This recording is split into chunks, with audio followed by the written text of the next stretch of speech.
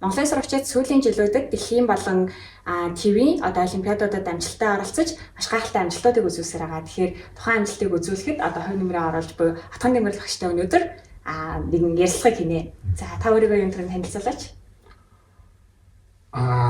За сургууль дээр бол намайг танихгүй баруун байхгүй шүү хэлэх байх. Атган нэмрэл хэрэглээний сургуулийн химийн техникийн багш. Сургуульд хайст ажиллаад 13 жил болж байна. Тийм л дээ. Одоо за сургууль дээр бол таны хүмүүс ингээд таныг мэдээд шүү дээ. Тэгэхээр танихгүй хүмүүст өөрийгөө танилцуулаач. За би ч одоо нэлээд дээр их. 1900 гэдэг үед төгссөн. Заврын үеийг гээ.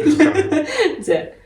Тэгээд төгснөөс мөс төгсч байд. Тэгээд төгснөөс хойш багшийн ажлаас хүрэж хийж үзсэн. За өөр газар Солонгос дээр докторт сурч байна гэж л давцаар явж исэн. Тэгээд 12 онд ирээд 13 оноос хойш хайст. Химийн шинжилгээ ухаан таны амьдралд өөр нь яаж орж ирсэн бэ? Хүүхэд нас, оюут наснасаа дурсаж одоо бидэнд хуваалцвал. 8 дугаар ангид багт.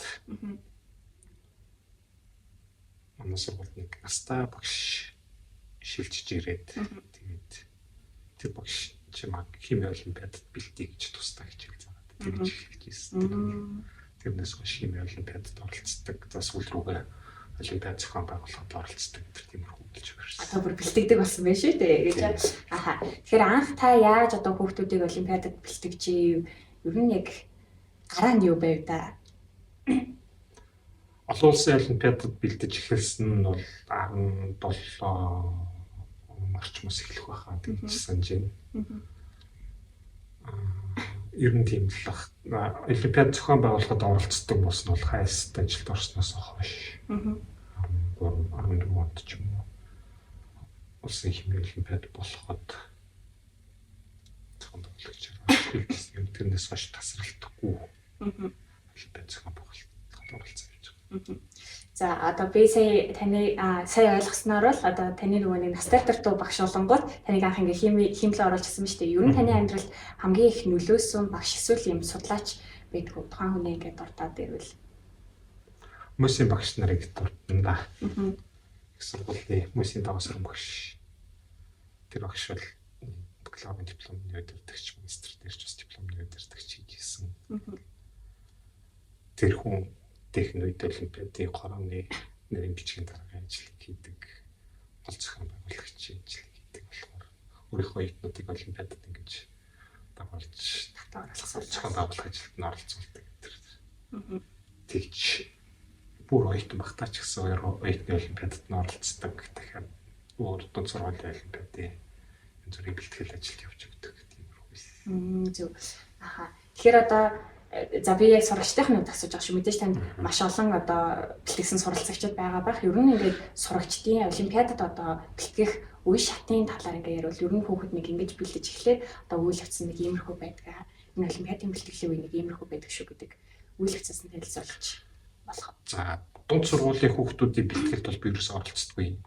Хамгийн сүүлд оролцож эхэлдэг нь улсын химийн олимпиад болоод тэндээс одоо гайгүй дээгүүр орсон нэг 20 орчим хүүхдийг улсын олимпиадад оролцсон хүүхдүүдээс сонгож аваад тэгээд тэнд олон улсын олимпиадын бэлтгэл гэж хичээллээ. Тэнд би ганцхан хичээл заахгүй бол би өөр бусад багш нар янз бүрийн өөрсдийнхөө сэдвийн юмнуудыг заагаад тэгээд тэндээс улсад оролцох хүүхдүүдээ сонгож аваад явдаг.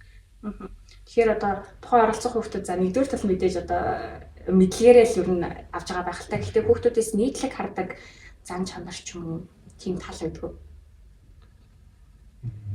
Жох яриа муутай байдаг. Хими ялангуяа хими хүүхдүүд. Ер нь илүү нөгөө нэг бичиг талтай байгаа гэж байна. Тэгээд тоо талтай илүү сайн болохоор ярианы юмуд ганц нэг тийм олон хүүхдээ тийм их яриа хүүхдүүд цөөхөн тохиолддог. Ихэнх нь л тийм дутагшаа дуу маягийн тийм хүүхдүүд байдаг. За тэгвэл таны одоо ер нь хүүхдүүд ер нь одоо таны одоо ингээд юуны мэргэжлийн чиглэлийн үйл явц эхэлснээс хойших гарч исэн тийм хамгийн хэцүү сорилт шиг санагдчихсэн зүйл байдаг. Тийм яг намайг сориод байна уу гэсэн тийм мэдрэмж төрүүлж ирсэн. Тэгвэл Ер нь гайгүй юу?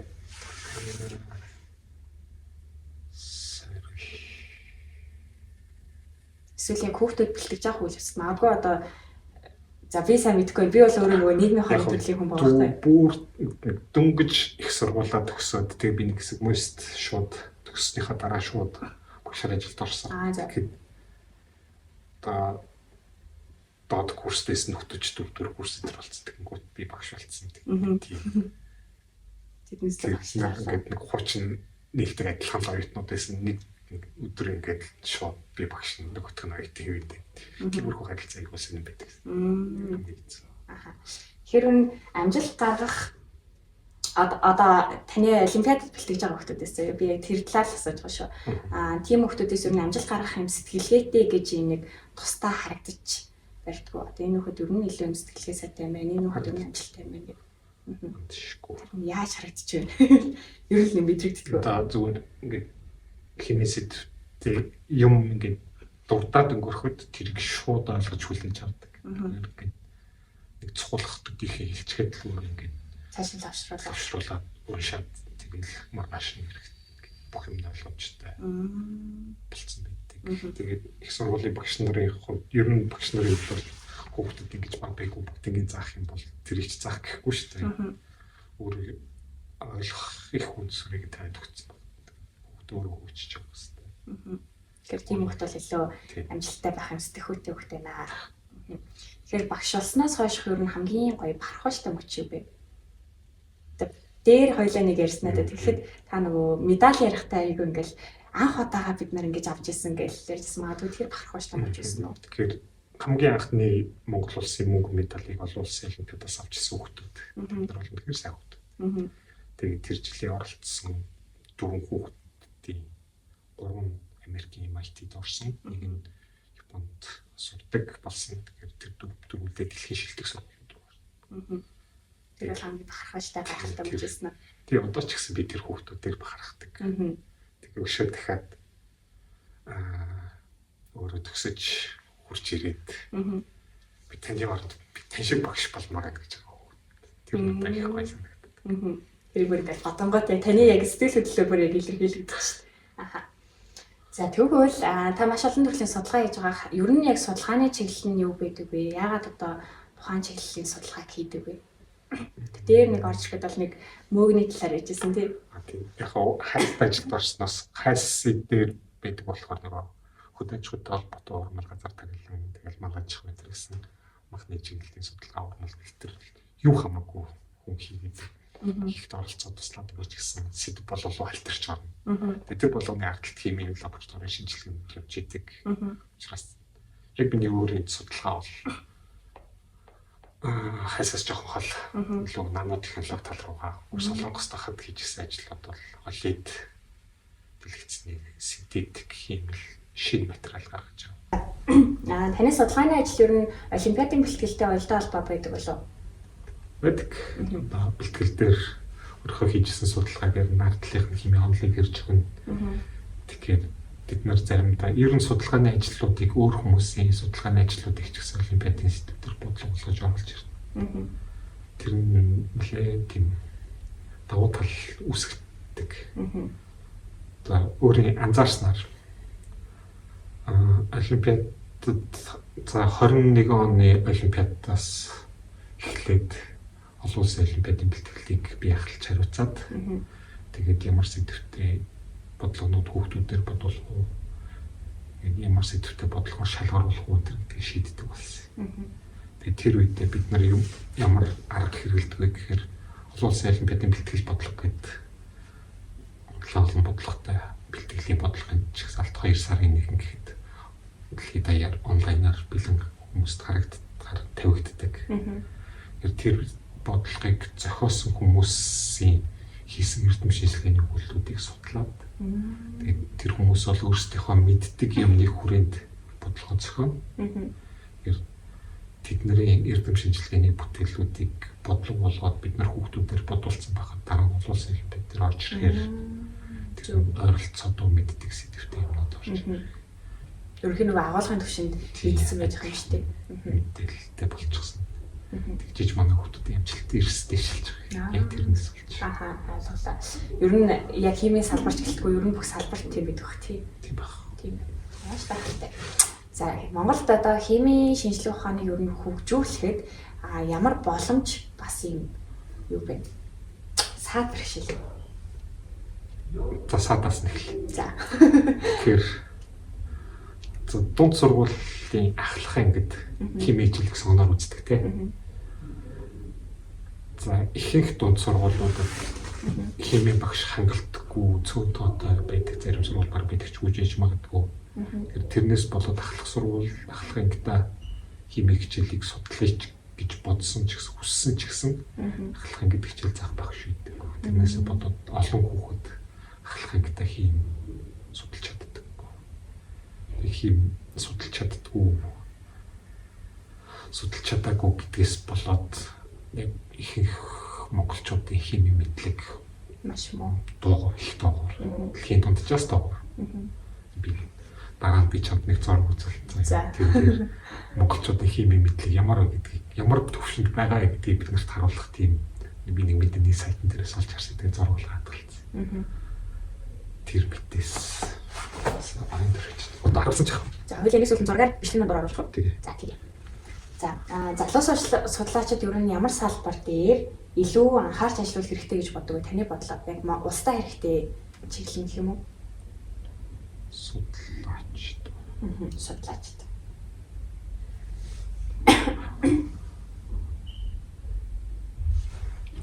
За хамгийн нэгдүгээр хүнсний илүү байдал тэр хүнсний чанар мэтийн юмнууд хамгийн түрүүнд явах хэрэгтэй. Тэр өөрсдийнхөө идж байгаа юм болгоныг хамдаа юу оруулж байгаа вэ гэдгийг мэддэг байх хэрэгтэй. Тэгэхээр хичээл дээр ч гэсэн би хүүхдүүдэд бүгдэнд нь чадхаараа л хэлдэг. Идж байгаа юм болгоныхоо хаягийн заавал уншиж тийм дотор чи юу байгаа гэдгийг бүгдийг мэддэг байх хэрэгтэй. Тэгэхээр өөрт чи ямар нэг аюул учруулахгүй зүйл юу ч орсон байж магадгүй шүү дээ. Тэд нар удаа хадгалах зорилттой эсвэл өнгө оруулах тодогтой тийм юмнуудтай хамт оруулагч, химэл хамт оруулагч мэт юмнууд. Тэгэхээр ихэнхийг нь тэд нарыг хүн хэрэглэхэд хор нөлөөгүй гэж хэлж бичдэг ч гэсэн ямар хор нөлөө үүсэх талаар нарийн мэдээлэл байдаггүй. Тэгэхээр хамгийн түрүүнд идж байгаа юмнаас эхлэх хэрэгтэй. Хоёрдугаар бид нар гаргаж байгаа хаягдлынхаа тухай санаа зовох хэрэгтэй. Монголд юм ч тийм байхгүй. Годомжинд 2 амсартай виза байдаг те. Тэхэн боловсруулдаг, тэхэн боловсруулдаггүй гэж хайдаг. Гэтэл зарим хогийн савнууд тэр 2 амсартай нэг л савтай байж дээ. Зүгээр яг харахад нэг өнгөн хэсэг нь тийм байгаа гэдэг. Тэгээ тэр чинь бас ингээд англиад за хаялаа гэж бодоход бас цаашаа яг ачигдахтаа тэр бас яг англигдж байгаа юу үгүй юу гэдэг чинь бас. Тийм том асуудал. Бид нар асуудлыг яаж шийддэг вэ? Нэг уулын цаанаа очиж шаргаар болчихдог юм. Нүдэнд харагдахгүй. Бид нарын хог хаягдлын менежмент эрдүүл дээр.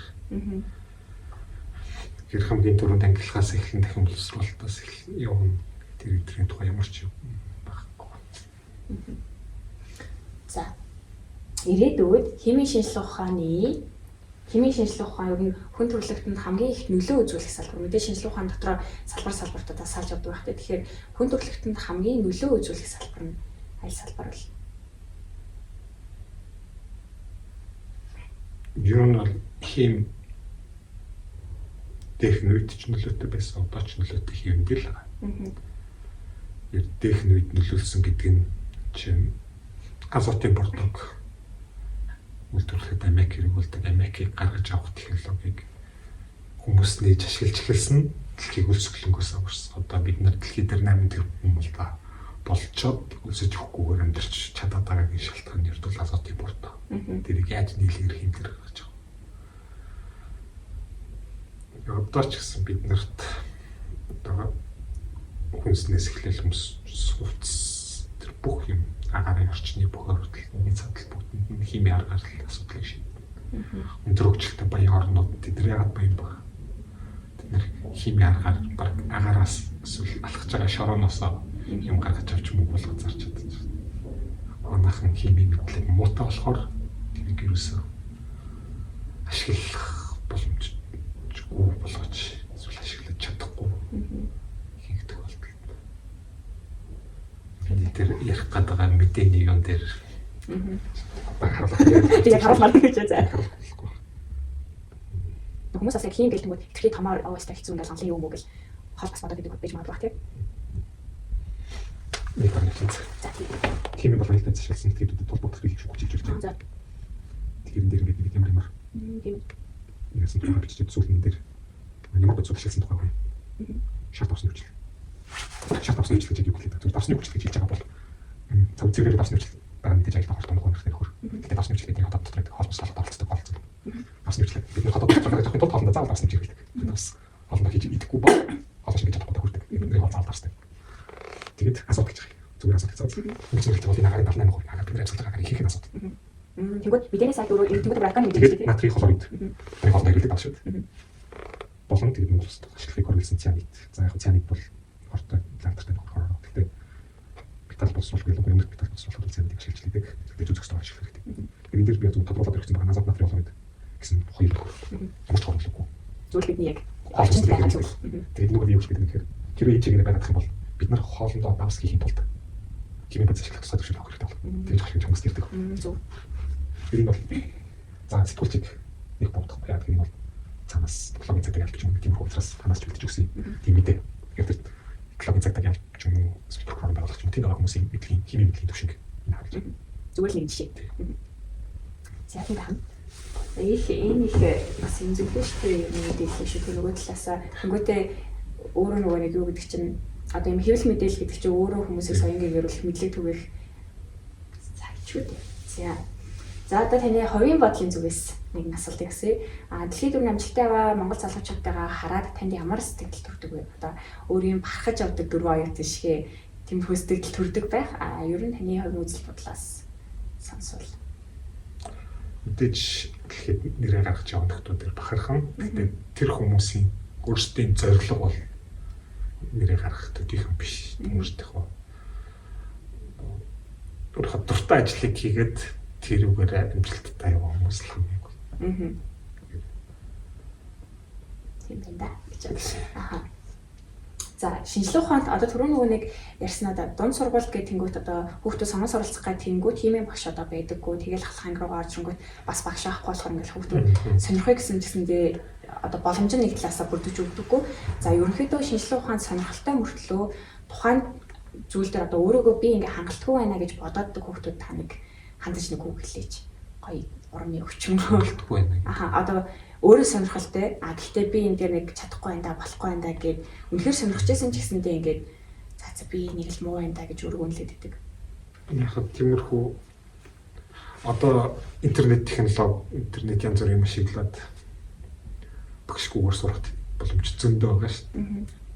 Тэгэхээр үнэхээр хүсэх юм бол мэдлийн юм дээр дунд сургуулийн сурах хүчтэй бэнжлээдэг. Тэгээд онлайн хичээлүүд ч зөндөө энд явж идэг. Тиймэрхүү юмнуудыг хараад өөрийгөө хөгжүүлэх боломжийг олгохын тулд за бид нар Монголын химийн олимпиадын хороо өөрийнхөө Facebook пэйжээр дамжуулаад тэр сорилын материал, сорил авсан материалууд олимпиадад ирсэн монголчууд бүгднгийн ил тавьж өргөдөг. Олимпиад дуусны дараа, сорил дуусны дараа тэр материалуудыг ил болгоод хүссэн хэн болгон тэрийг хийж үзэж болохоор тэрийг хийж хэрвээ тэрийг хараад мэдэхгүй байх юм бол дунд сургуулийнхаа номроор нь бус номнууд бий даж унших боломжтой. Тэгэхээр багшгүйгээр өөрийгөө хөгжүүлэх тийм юмыг хөгжүүлэх хэрэглээ бид явж байгаа, хийж байгаа зарим зүйлсийг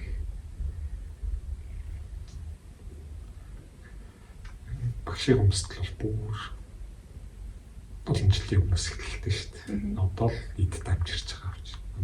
Ирээдүйд улам дамжирна. Тэгээд нэг өдөр багш нар цөөхөн болоод тэгээд цөөхөн болохын хэрээр хөнгөлөмжөнд өсөх хэрэгтэй. Тэгэхээр чанартай өсөх хэмжээнд хүртэл арай зөрчиг байх шиг. За тэгвэл амжилттай судалгаач аль эсвэл амжилттай сурагч байхын тулд хүн ер нь ямар дадлыг өөртөө хөвшүүлсэн байх нь чухал юм бол нэгдүгээр өөрийнхөө дуртай юм хийх хэрэгтэй. Тэр хийж байгаа юмд дуурлаж гэх юм уу? Өөр нэг хин нэг хий гэсэн юмыг хүчээр ингэж дуртадаггүй хийхэд бол тэдэл нэг хөлөгтэй юм гарахгүй. Өөрөө дурлаад сонирхоод энэ цааныг юу бол яагаад ингэж байгаа вэ гэдгийг мэдхийн төлөө ингэж сурч хичээж ингэж юм хийж үзэж байгаа бол тэр хүн амжилт төрөх. За одоо хаалтын асуулт юу заяа. Яг одоо таныг Монгол улсад байгаа бүхэл суралцагчид одоо сурагчид сонсож байна гэх юм бол та одоо тэдэнд хандаж юу гэж хэлэх вэ? Өөрийгөө л хөгжүүлэх. Өөрийгөө хөгжүүлэх. Ингээл болоо юу? За. Өөрийгөө хөгжүүлэх гэж хэлж байгаа юм. Багш бол зөвхөн чиглүүлэгч. Багш чиний толгойд юм хийхгүй. Өөрийнхөө толгойд л юм. Тийм учраас тэр сурыг гэж хүсэж байгаа бол өөрийгөө л хөгжүүлэх. Тэгээд гол нь өөрийнхөө сур харахыг бол дунд сургууль ингээл янз бүрийн хичээл ингээд үзэж байгаа шүү дээ. Тэр чинь өөрийгөө хинбэ гэдгийг олж мэдхэд л хэрэгтэй зүйл болохоос биш тэднийг бүгднийг чаддаг болно гэсэн үг биш. Тэгэхээр нэлээд олон дунд сургуулийн багш нар нэлээд ихэнх нь нэг дунд сургууль ямар зорилготой багшилж байгаа гэдгийг ойлгодог. Тэр хүүхдүүдийг мэддэг болгоно гэж боддог үгүй. Тэр хүүхдийг хэн бэ гэдгийг өөрийг нь мэддэг болох хэрэгтэй байна. Тэгээд дунд сургууль төгсөхдөө хэн бэ, өөрийгөө би юунд дуртай вэ, юу хийх ёстой гэдгийг мэддэг болчиход дунд сургуулиас гарч ирээд их сургуульд очиж юм дуртай юм аа сурч үнзгэрүүл сурна. Тэр өөрийгөө л гэж хөгжүүлэх тухай. За маш их баярлалаа. За одоо яг сүлэх. Таны шагнараас ирээдүйд одоо хин нэг нь Нобелийн шагнал хүртэл та тэр шавьда одоо юу гэж хэлэх вэ? Баяр хүргэл. Баяр хүргэл гэж хэлэх вэ? Тэгэхээр тэр тухай ерөөсө бодож байгааг болохоор. За тэгвэл таны шагнараас Нобелийн шагнал хүртэх одоо гайхалтай судлаач бэг гэж өрөөгөөд баялаа одоо юм байгаараа тэгвэл баярлалаа. Баярлалаа. Баяртай.